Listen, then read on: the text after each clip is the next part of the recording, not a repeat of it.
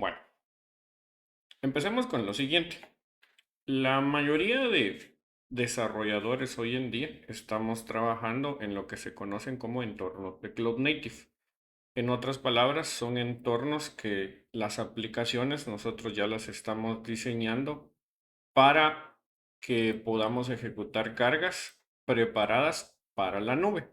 ¿Qué quiero decir con esto? Anteriormente, pues nosotros creábamos aplicaciones para, por ejemplo, plataformas como servidores de aplicaciones, plataformas como un servidor Apache Tomcat, que es uno de los servidores más comunes, pero al día de hoy ese tipo de plataformas, aunque siguen siendo útiles, la verdad es que ya no suele ser el enfoque de la mayoría de personas. Ahora, ¿qué fue lo que cambió? La carga de trabajo.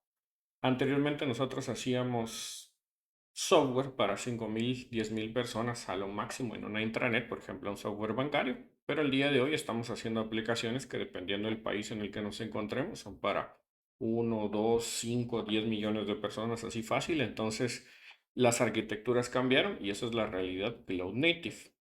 Lo que vamos a ver hoy es un pequeñísimo ejemplo de los problemas que existen en Cloud Native y en este caso es la observabilidad y el monitoreamiento. ¿Por qué?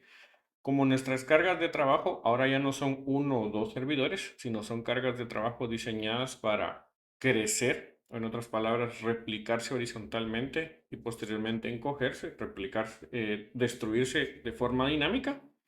Ya no podemos únicamente confiar en que vamos a tener la observabilidad clásica. Entonces, ¿a qué me refiero con esto?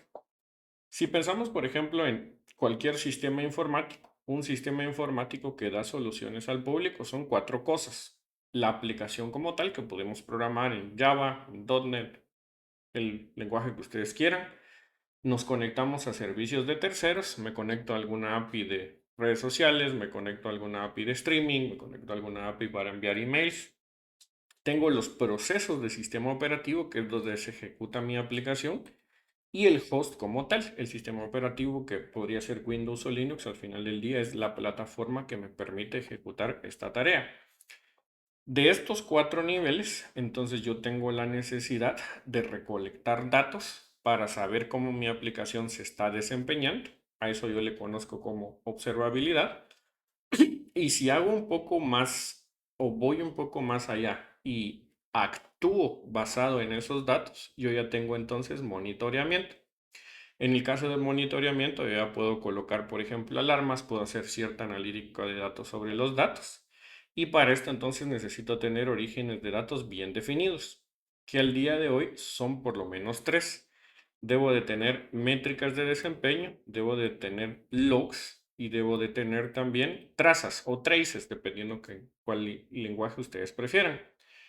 Al final del día, si yo logro combinar estos tres orígenes de información, se da entonces un evento. A mí, como ingeniero de software, me interesa catalogar eventos, darme cuenta de eventos, porque pueden haber eventos como responder correctamente a un aumento en la carga de trabajo, así como eventos de que el sistema salió fuera del aire por alguna razón en particular.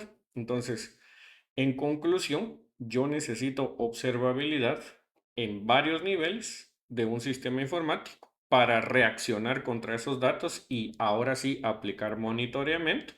Y para eso necesito entonces asegurarme que tengo fuentes de información como métricas, logs, trazas que en su conjunto conforman eventos que yo necesito llevar un registro de alguna forma. Habiendo dicho esto, entonces, si pensamos ya dentro del contexto de Java, podemos pensar en que existen formas, entre comillas, clásicas de cómo esta observabilidad se lleva a cabo. Podemos hablar, por ejemplo, de la gestión de logs un poco más rudimentaria. Yo puedo leer los logs del sistema operativo con systemd, leer los logs del application server. Puedo recolectar las métricas mediante una conexión remota hacia la máquina virtual de Java con JMX, en donde abro un visor como Visual VM o, por ejemplo, JRuntime, en el cual yo me conecto a la JVM y extraigo los datos. O si tengo más de una carga de trabajo, por ejemplo, 2 servidores, 3 servidores, y quiero saber cómo esa carga de trabajo se desempeñó en su conjunto, puedo entonces tener tracing. cuyos primeros servidores serían tal vez Glimpse, que no es tan popular al día de hoy, o Zipkin, que sí es bastante más popular. Ahora, ¿por qué le llamo la observabilidad clásica? Esta observabilidad funciona si ustedes tienen una carga de trabajo media. 2, 3, hasta 5 servidores desplegados de forma estática, todo funciona perfectamente. Si de nuevo caigo al terreno de la escalabilidad y de la elasticidad, ya no tiene sentido estar yendo a buscar información a 1, 2, 3, 4, 5 puntos. Necesito recolectarlo de forma más inteligente y aquí es donde entra entonces la propuesta de valor de cómo trato estas fuentes de datos. Esta primera parte es bastante teórica. Hablemos un poco entonces al respecto de las fuentes de datos. Si lo que yo quiero saber es el estado actual, o por lo menos el estado actual de mi servidor versus el tiempo, yo estoy entonces interesado en métricas. La definición del libro de la métrica es que son valores numéricos sobre el rendimiento de las aplicaciones. Por ejemplo, el rendimiento de la red en la que estoy transmitiendo, el tamaño del heap de la máquina virtual de Java. Y existen básicamente tres tipos de métricas. Métricas instantáneas o gauge, en las cuales yo puedo saber, por ejemplo, cuánto de memoria estoy usando en este preciso instante. Puedo tener diferencias delta de, por ejemplo, variaciones entre dos puntos de tiempo. Por ejemplo, tener una mediana de cuánto ha sido el desempeño de la red. Es interesante también tener no solamente instantáneas, sino valores medios. O acumulativas, que las acumulativas son bastante parecidas con las delta, de decir, durante un periodo de tiempo de 8 horas yo fui capaz de atender a 5.000 usuarios y ese es mi, vamos a decir, mi patrón al momento de que yo quiera realizar atenciones y a ese patamar es al que voy a apuntar. Si yo quiero recolectar métricas en la forma clásica, yo lo haría, por ejemplo, recolectando métricas con el sistema operativo, con cosas como top o htop. Puedo ponerme un poco más profesional y recolectarlas con Cacti o Money. Si ya me concentro, por ejemplo, en la máquina virtual de Java, el origen por excelencia solía ser el conectarme a la JVM con JMX. Y yendo un poco más allá en la historia, lo que se ha hecho últimamente es que a través de configuraciones como Spring Actuator, específicamente un endpoint HTTP, yo ofrezco al exterior estas métricas y un sistema de monitoreamiento las puede leer. Estos suelen ser los orígenes clásicos de la información. Por ejemplo, si usan un clúster con Kubernetes, lo común es que se exponga un punto HTTP en los pods y le saque la información. ¿Funciona? Sí, pero de nuevo el problema sigue estando. Múltiples orígenes que no puedo tratar de una forma cohesiva. Vamos entonces a los logs. De los logs no voy a hablar mucho porque si están en este tipo de conferencias probablemente ustedes ya tienen alguna gestión de logs, aunque sea rudimentaria.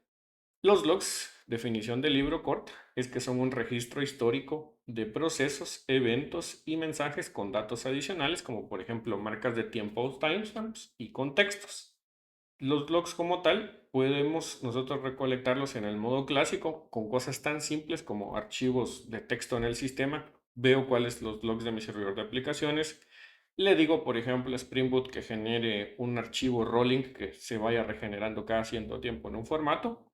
Puedo también ya capturar sistemas un poco más complejos como systemd en el caso de que estén usando Linux o incluso sacar logs de los contenedores en Docker y Kubernetes con FluentD, que suele ser una extensión que se coloca como un carrito a la par de un contenedor, un sidecar. Y de nuevo, ¿existen los mecanismos? Sí, pero si ya tenía 3 mecanismos de métricas, ahora tengo 3 mecanismos de logs, llevamos 6. Y pues no hay mucho de qué hablar de los logs, así es como se ven los logs. Ahora, hablemos un poco de las trazas. Las trazas como tal, uno las empieza a necesitar cuando tenemos sistemas grandes o en otras palabras, sistemas distribuidos basados ya sea en microservicios o por ejemplo en funciones lambda. ¿Qué es una traza? Pues una ruta completa, como les había mencionado, donde yo sé que hay una cadena de responsabilidad que va pasando por distintas cargas de trabajo. Entonces la traza es la grabación de todo lo que pasó en ese camino y a las piezas pequeñas, por ejemplo, una conexión a la base de datos, una conexión a un cliente externo, se le conoce como un span. Una traza entonces está formada de múltiples spans y lo que hacen los servidores de tracing o trazabilidad es centralizar la recolección de estos spans y de estas trazas. ¿Cuál es el modo clásico? Yo de alguna forma hago que mis cargas de trabajo envíen esta información hacia un servidor como por ejemplo Jagger o Sitkin, que se ven más o menos así. Yo puedo tener uno o varios microservicios involucrados y la traza completa es la interacción entre estos servicios junto a datos útiles como por ejemplo el contexto, el tiempo, la tecnología que utiliza cada servicio y me sirve pues para saber si hay cuellos de botella en mis cargas de trabajo distribuidas. De nuevo, tengo tres formas de recolectar métricas, tres formas de recolectar dos, por lo menos dos de recolectar trazas y cada una con su propio formato. Entonces suele ser bastante, digámosle así, complicado el que nosotros podamos recolectar información de un sistema informático, entendiendo el sistema como la suma de todas estas piezas. Me interesa saber cómo está el sistema operativo, cómo está mi carga de trabajo, cómo están los servidores externos o por lo menos si me están respondiendo. Y ahorita ya tengo un montón de orígenes de datos.